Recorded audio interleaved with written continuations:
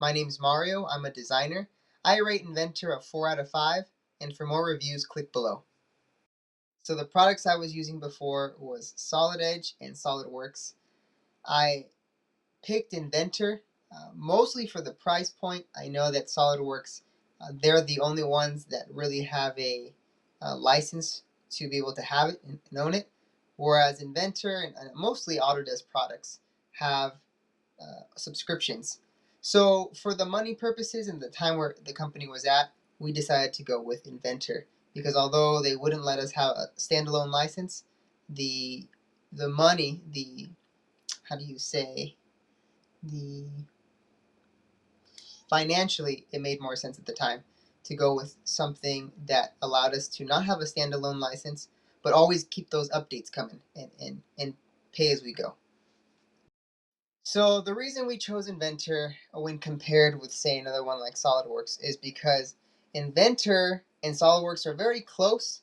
It's really depending on how well you get to know the program, although there are a couple items that do stand out, one of which was Inventor's has an iLogic, what's it called, iLogic system, where you can literally write some code and some rules into your model, where if you click a certain parameter, the rule updates other parameters in any way you want, and you can literally make up almost any rule you can think of.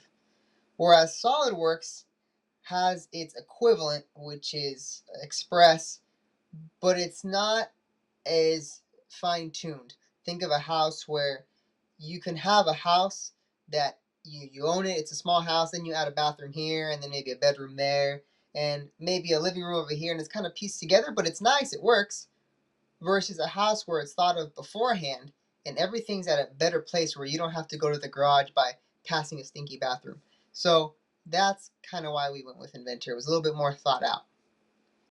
The ease of integration to the business depends on how proficient or how capable is the person is with the software. Inventor does have a steep learning curve. They have a lot of packed tools in every module that they own. You have Inventor, you have Revit, you have other softwares meant for that sector of construction, and so they have those sector specific tools. So you do have to work your way around it. So if you have someone who's not proficient or capable in Inventor, it's going to be very hard to integrate because most of it's going to be spent learning. Whereas SolidWorks is a lot more user friendly.